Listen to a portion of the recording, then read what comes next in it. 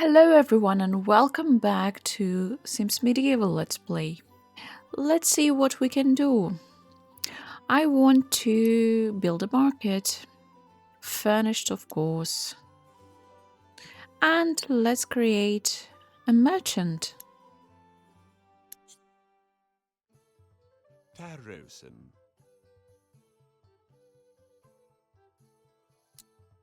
Janeve.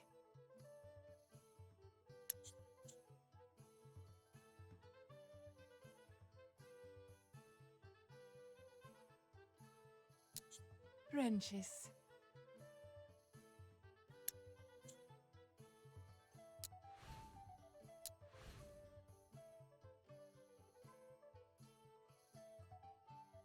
Disaber Quimsik.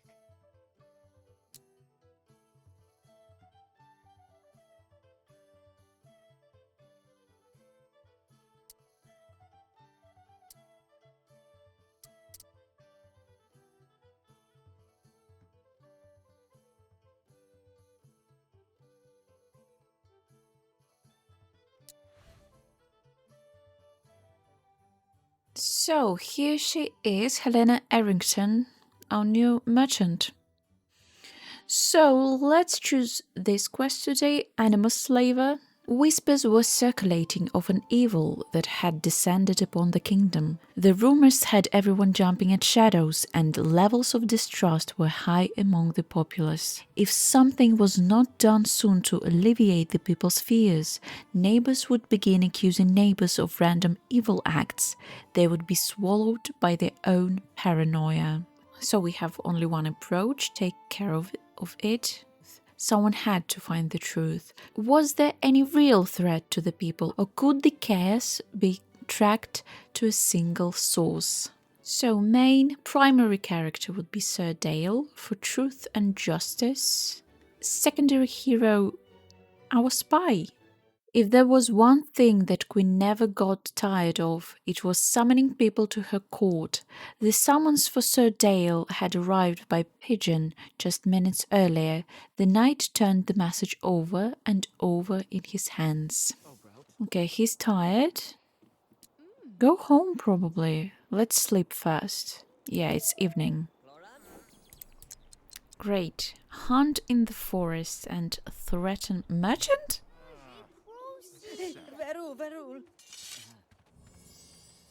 Okay, this is done. Done! Okay.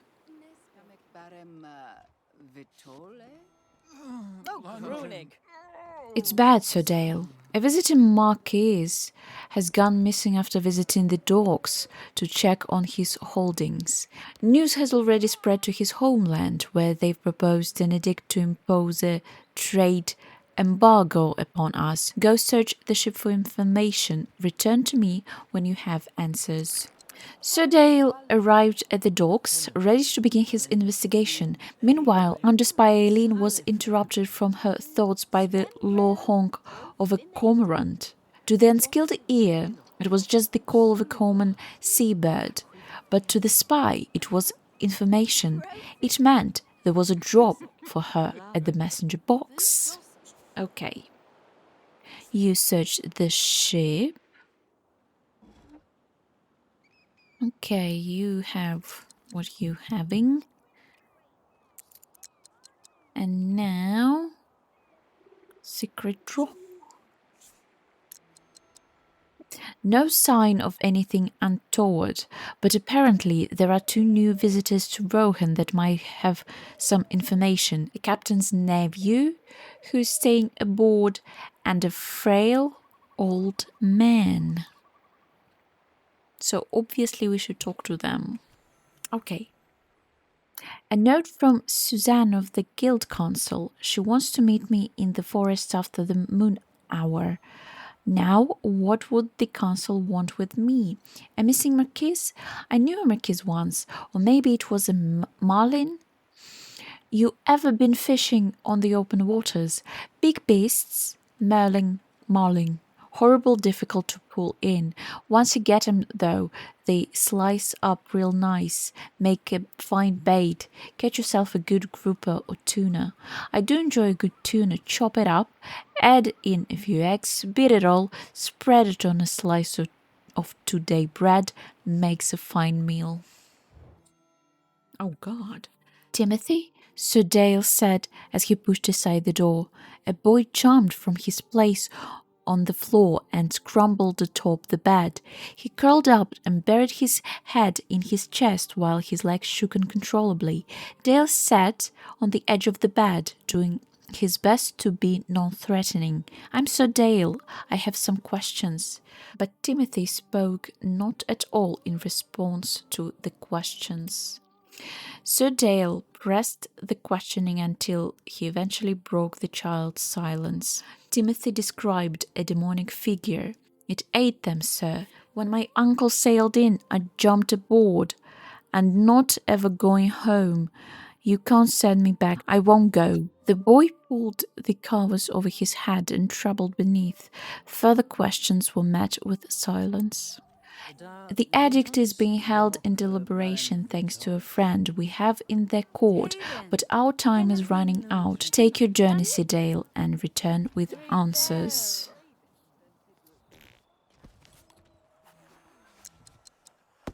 Okay, what now? Send letter of introduction.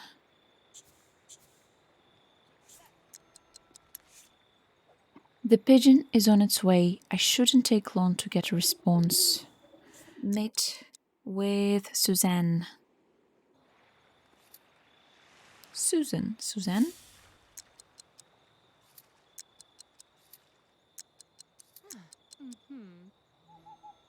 An artifact of great power has found its way to the shores of Rohan. The Council has been unable to learn anything of this artifact, only that all scry attempts come up clouded by darkness. They wish to employ your unique skill set in finding it.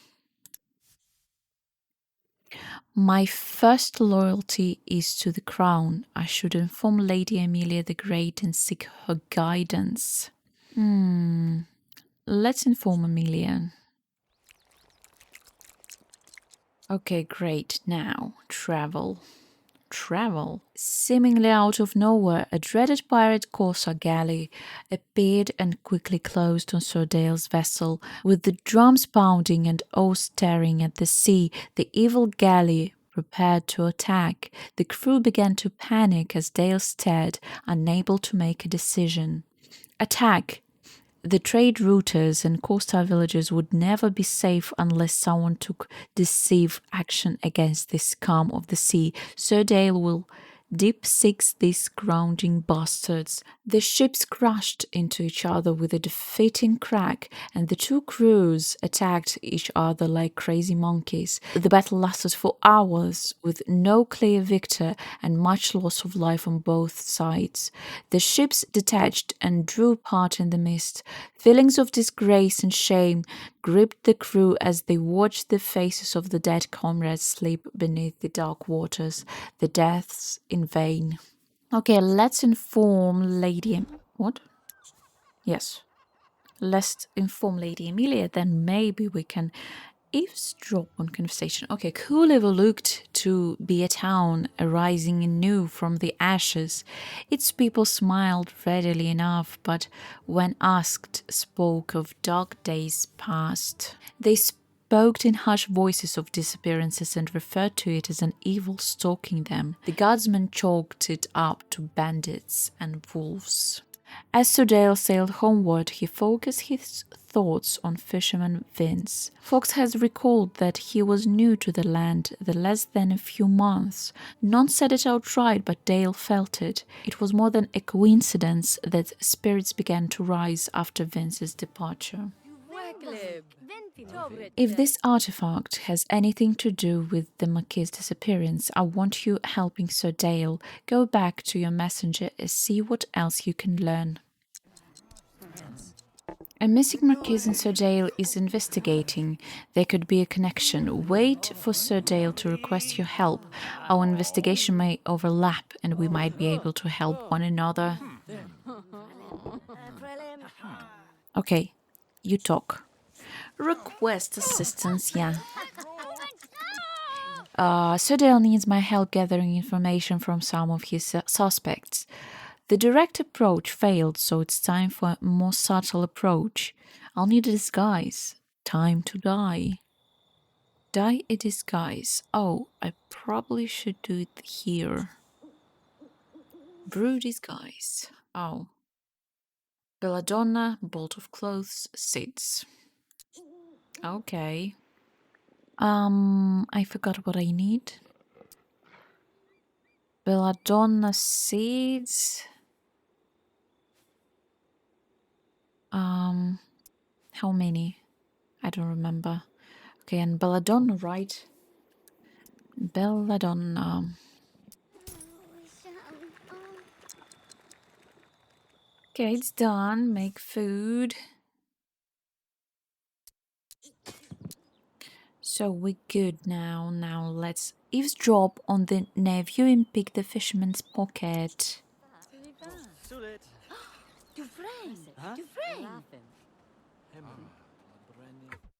Hmm. A journal. This should be of interest to Sir Dale. And put on disguise. Great. Now eavesdrop on nephew. Nothing but prayers to the watcher and some muffled sobbing came from the boy's room. That's disturbing. Okay, Sir Dale, wake up. Wait.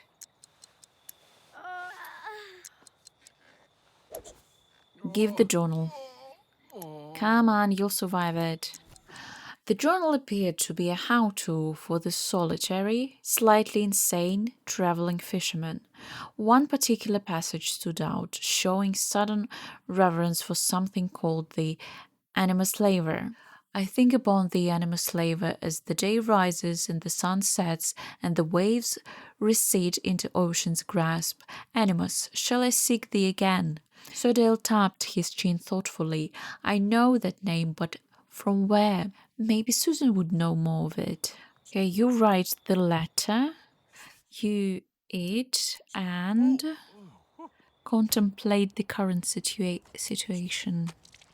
Hide message. Okay. I recall now, Animuslaver was the subject of a child's fable. The tale meant to scare the weak and harden the heart of the strong. I'm sure I can find a copy at the village. This one? Now read. Page 1. The Tale of Eric, the Rise and Fall of the Well-Intentioned Monarch. Page 3. Eric, Prince of Melny, vanquished of the hordes from the north, brought forth the blade Animuslaver from the sheath and held it before his people. Animus, the blade of souls. Animus, saver to Melny. Page 21. Though many years passed, that Prince Eric, the slave of Animus, knelt before the graves of his wife and children and wept. All was now gone, the kingdom, the people, his family, all taken by Animus. Only spirits remained. Now confront the fisherman. Confront. What are you doing? I said hide the message.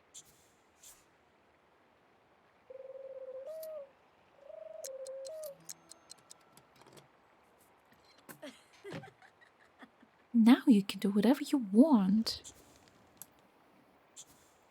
Write secret documents. And he's hungry. Okay. Sir Dale demanded answers from fisherman Vince. Tell me of Animuslaver. Do you have the blade? Vince was caught by surprise, but would not submit to wild accusation. He smiled at Dale. What of it, lad? If they're mine, then what hold have you? The raspy wheezing as he spoke did not diminish the disdain in his voice. But beneath the fisherman's clothing, Dale thought he saw the glint of steel. Oh, now what? Demand the sword.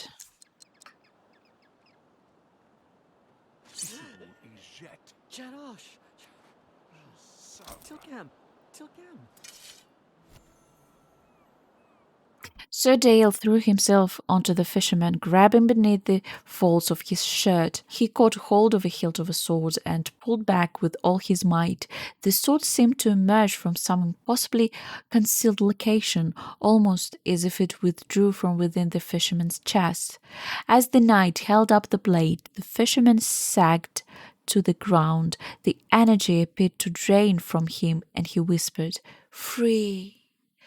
Focused on the sword he now grasped, so Dale did not hear the old man's final word. Oh, I don't like that. Oh, yes, of course. Fisherman Vince is dying.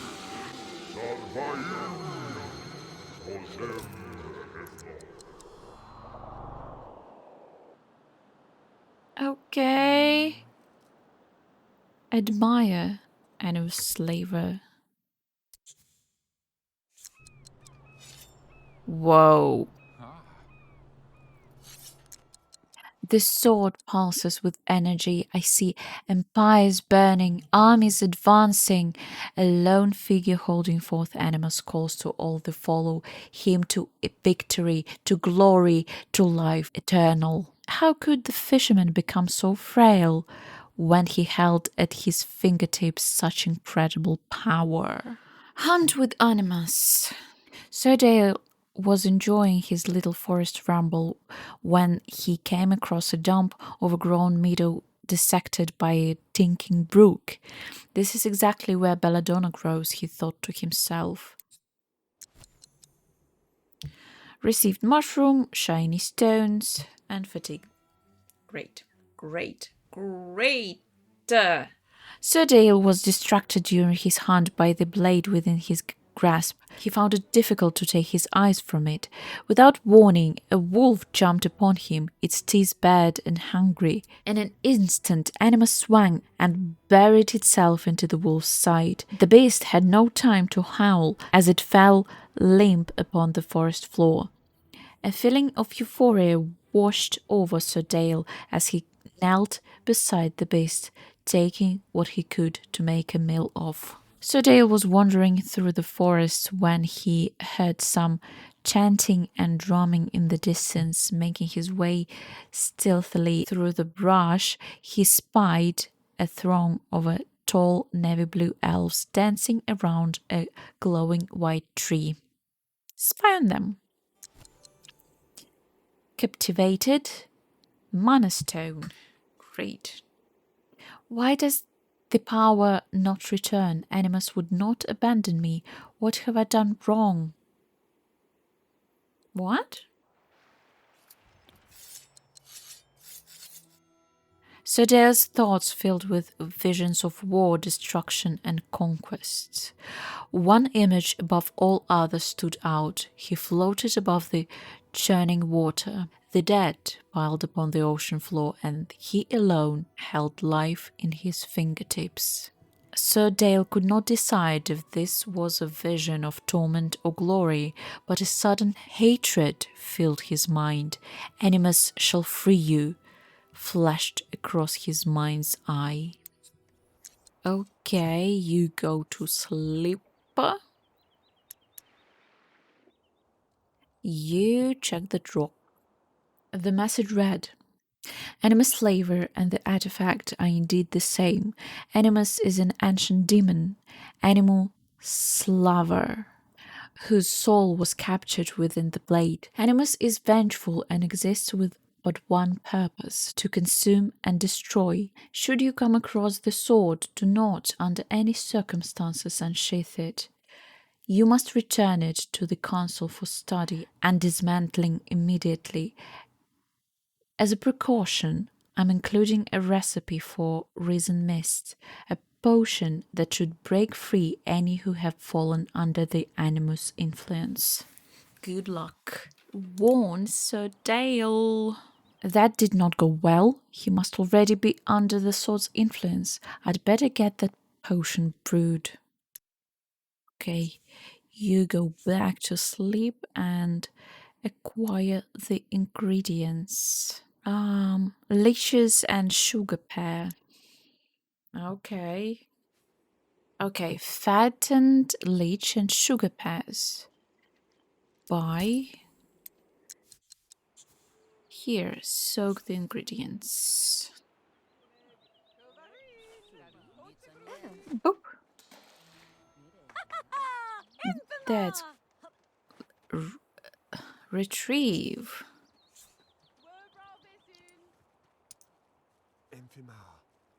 I remember having blood pear soup as a child. Was this Mom's secret recipe?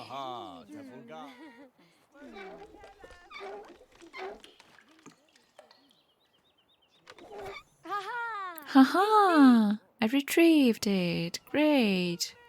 Yup, those are blood pears, just like Mom used to make yikes. Now create the draught. Craft an item. Resin mist. Okay. The final ingredient dissolved into the liquid with a curl of smoke. Under Spy Eileen held the mixture up to the light, examining it for impurities, and found none. The result was a perfectly crafted draught of resin mist. Ingesting it would break anyone from the influence of Animus. Now, Under Spy Eileen just had to convince the afflicted knight to drink it. Make friends with Sir Dale. Ask about health, chat, religion, music, get to know. Oh, okay. Now give potion.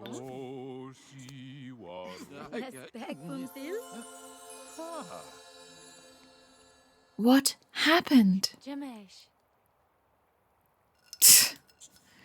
Explain. Sir Dale listened to Anders by Eileen, unable to comprehend everything she was telling him. His memories remained clouded as Anders by Eileen attempted to shed light upon them. And then you drank the potion. A flash of light blinded Sir Dale. His memories returned as quick as that. It all refocused. Sir Dale recalled everything about Animus, about the investigation, about...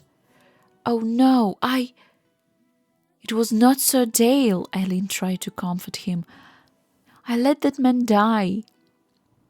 And now you have a chance to make things right. Give me the sword. I will see that it is destroyed. Oh, that's interesting.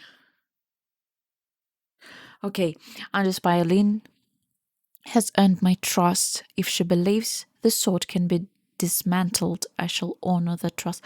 Oh. Okay, let's destroy it. Give it to her. Practice and train a sim. Oh, yeah. Thank you, Sir Dale. I'm sure the Guild Council knows what they're doing. Animus will cause no further harm.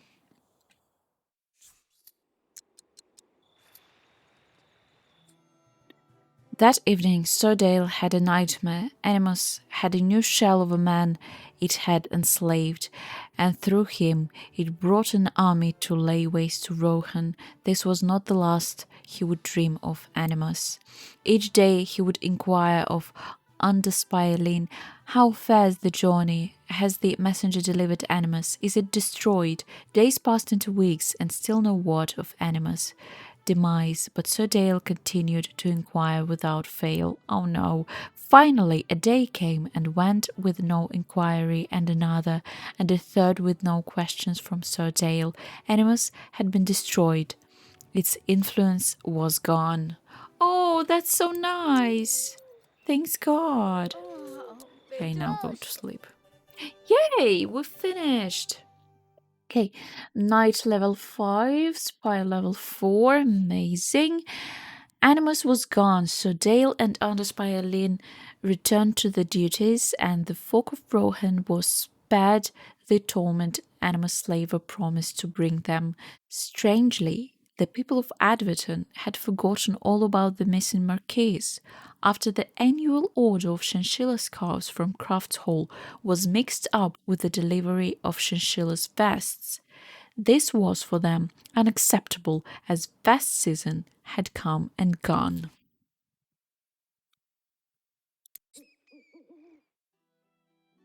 Okay, security very high. Oh, okay, that was quite a long quest. Thank you for being here with me today, and I'll see you in my next video.